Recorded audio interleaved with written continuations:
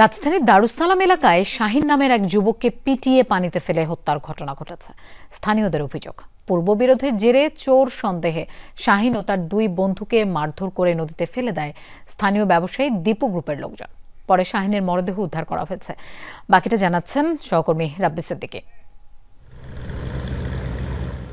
দারুসালাম থানা এলাকার গাবতলী ঘাটের দ্বীপনগর, এখানেই নোঙর করা ছিল একটি জাহাজ। এই জাহাজেই গেল মঙ্গলবার রাতে ৩ যুবককে পিটিয়ে এবং কুপিয়ে জখম করার অভিযোগ এলাকাবাসীর। প্রাণ বাঁচাতে এক পর্যায়ে নদীতে ঝাঁপ দেন তারা। এদের মধ্যে শাহিন নামে এক যুবকের মরদেহ নদীতে পাওয়া যায়। আন্দাগুন্দা যেভাবে পারছে বাইরে এসে বাড়ানোর পরে ধরে পানিতে ধাক্কা মেরে ফালাইয়া দিছে।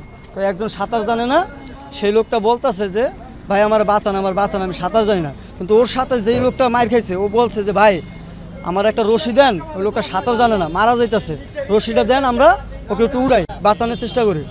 কিন্তু ওরা বলছে মরে যাক। যারা মারছে ওরা বলতেছে যে ওরা আরও মার, ইট ফিক্কা মার আরও মাথায়। পরে মারার পরে আরেকজন ছিল, 3 জনের ভিতরে এখন বর্তমানে একটা পাওয়া যাইতেছে না। তারপরে বলছে যে আমরা এটি করি নেই, আমরা এটি ধরিও নেই, কিছু করিও নেই, তারপরে ওরা মানে নাই। স্বজনদের অভিযোগ, পূর্ববিরোধের জেরে দীপু গ্রুপের কিশোর গ্যাং সদস্যরা চোর সন্দেহে তাদের মারধর করে নদীতে ফেলে দেয়। এই হত্যাকাণ্ডের ঘটনায় অবিলম্বে দীপুর গ্রেফতার দাবি করেন নিহতের স্বজনরা। দীপুর কিশোর গ্যাংরা জড়িত আছে, এটা সামনাসামনি অনেকে বলতে পারতেছে না। এটা আমি আজকে লাইভ দিতেছি, গতকালকে লাশটা তো আমারও বইরা থাকতে পারে।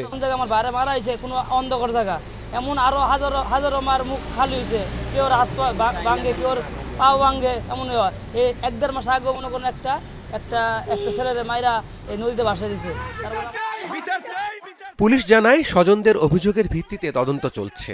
হত্যার ঘটনায় দীপুর 3 সহযোগীকে এলাকাবাসী মারধর করে থানায় দিয়েছে।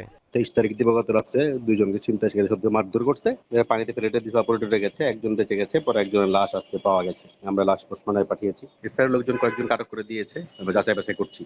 দ্বীপনগর এলাকায় দীপু গ্রুপ ও এলাকাবাসীর মধ্যে এর আগেও সংঘর্ষ হয়েছে বলে দাবি এলাকাবাসীর। রাব্বি সিদ্দিকী, যমুনা নিউজ, ঢাকা।